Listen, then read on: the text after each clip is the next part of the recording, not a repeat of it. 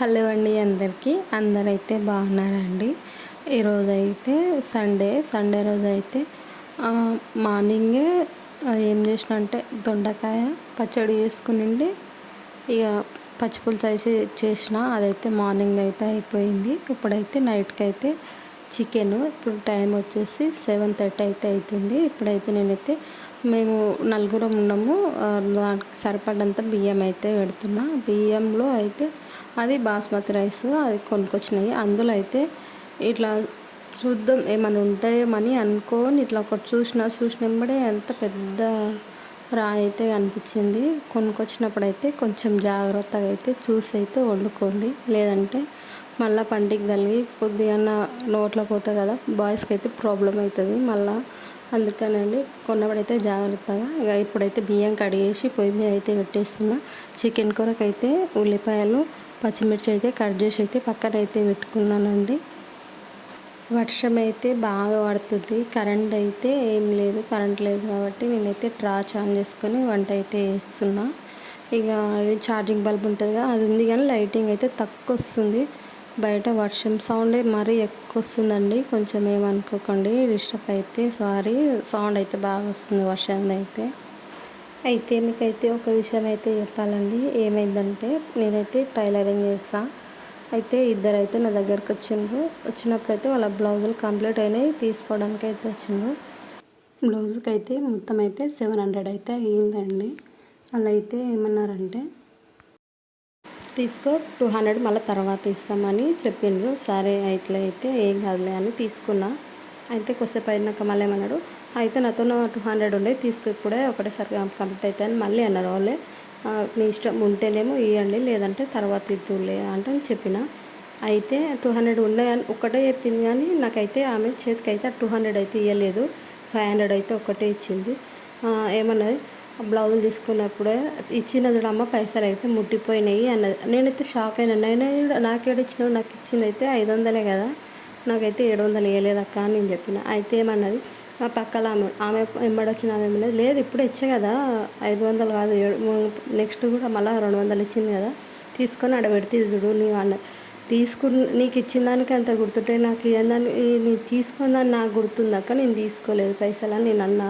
వాళ్ళిద్దరు అయితే నన్ను కొంచెం సేపు అయితే మైండ్ ఎంత అంటే అసలు కోపం వచ్చేటట్లు వేసిండు. సర్లే ఇచ్చినవే అనుకో, ఇక వదిలే అంటే ఇక ఆమె బ్లౌజులు అయితే తీసుకో అని చెప్పిన. ఇక మళ్ళీ వచ్చిన కస్టమర్ మీద కూడా పైసలు ఇచ్చినా కూడా ఇవ్వలేదబ్బా అని చెప్పుకుంటుందేమని వదిలేసిన అండి. ఇలాంటి కస్టమర్లు కూడా ఉంటారు, కొంచెం జాగ్రత్త. నా దాంట్లో అయితే ఇట్లనే అయ్యింది. మన జాగ్రత్తలో మనం ఉన్నాగానే కూడా అవతల మైండ్ సెట్ అయితే ఎట్లున్నదో ఎవరు తెలియదు కదండి. అవతల కస్టమర్లు కొందరు మంచిగా ఉంటారు, కొందరు మనకు సహకరిస్తారు. నాకు ఆ రోజు అయితే 2 రోజులు టెన్షన్ పడ్డా తెలుసు. అసలు ఏందబ్బా ఇవ్వకుండా కూడా ఇచ్చాని ఆమెకైనా ఎట్లా ఒప్పుకుంది మనసు. కానీ అసలు నేనైతే ఇక వదిలేసిన వాళ్ళకైతే. ఇక పోతే పోన్లే 200 కదా, నెక్స్ట్ టైం వచ్చినప్పుడు ఇక జాగ్రత్త పడాలి ఆమెతో అనుకున్నాను. ఇదే మాట మా హస్బెండ్తోనే చెప్తే, అట్లనే తీసుకున్నావు, ఇచ్చినట్లుంటే ఏడున్నాయని జర ప్రూఫ్ చూపెట్టాలి, ఇట్లా మాట్లాడేది ఉండే కదా అంటానంటే వాళ్ళ అవతల గట్టిగా అరుస్తుండ్రు. నాకేమో గట్టిగా అడగాలంటే భయం అనిపిస్తుంది. ఇద్దరు ఉన్నారు, ఇక నేను ఒక్కదానే ఉన్నా. అందుకని వదిలేసి ఫోన్లే అని వదిలేసిన. అంటని చెప్పిన మా హస్బెండ్తోన, నీలాకుంటే అట్లా మోసం చేసే వాళ్ళు అయితే 10 మంది వస్తారు, నువ్వు అట్లనే మోసపోతుంటావు అంటే తిట్టేసింది మా ఆయన అయితే. ఈ కాలంలో నిజాయితీగా ఉంటే కూడా తప్పేనండి. ఎందుకంటే ఆయన ఒకరిని తప్పు పట్టడం కాదు, కానీ ఆమె చేసింది అయితే చాలా రాంగ్. ఇంకొకసారి అయితే ఇట్లా జరగకుండా అయితే నేను చూసుకోవాలి. ఇది ఎవ్వరు తప్పు పట్టే ఉద్దేశం అయితే కాదండి, ఏమనుకోకండి. ఇదైతే నాకు జరిగింది కాబట్టి నేను చెప్తున్నా. చాలామంది టైలర్స్ ఉంటారు కాబట్టి నేను చెప్పిన. అందుకే మీతో మాట్లాడుకుంటా అయితేనే కూర అయితే ఫైనల్గా అయితే సగంకి అయితే వచ్చేసిందండి. ఇప్పుడైతే చికెన్ మసాలా వేసుకొని కొద్దిగా అయితే వాటర్ వేసుకొని 2 నిమిషాలు మగ్గనిచ్చిన తర్వాత అయితే దింపుకొని మా పిల్లలు అయితే పిలుస్తే అందరం కలిసి కూర్చొని తింటాం. నైట్ టైం ఎంతమంది ఇట్లా కూర్చొని తింటారేమోండి, కామెంట్ అయితే చేయండి. మేమైతే అందరం కలిసి ఇట్లనే కూర్చొని తింటాము. అందరి పిల్లలకైతే నేనే వేసిస్తా చికెన్ ఉన్న రోజు. మా ఆయన, నేను, మా ఆయన వాళ్ళ నాయనమ్మ ఉంటుంది మావ, ఆమె అందరం కలిసి తింటున్నాము. ఈరోజు అయితే మా అత్తమ్మ అయితే లేదు, ఊరికైతే వెళ్ళింది. పిల్లలకైతే స్కూల్స్ అయితే స్టార్ట్ అయిపోయినాయి కదండి. ఈరోజైతే ఇక కొద్దిగా లేట్ అయింది తిని పడుకునేసరికి. స్కూలు ఇప్పుడంటే స్టడీస్ ఏం జరగవు కదా, హాఫ్ డే ఉంటాయి కదా. ఇక 1 వీక్ అయితే ముందుల తొందరగా లేచి వంట అయితే రెడీ చేసి పిల్లల్ని అయితే నైట్ టైం అయితే తొందరగా అయితే పడుకోబెడతా.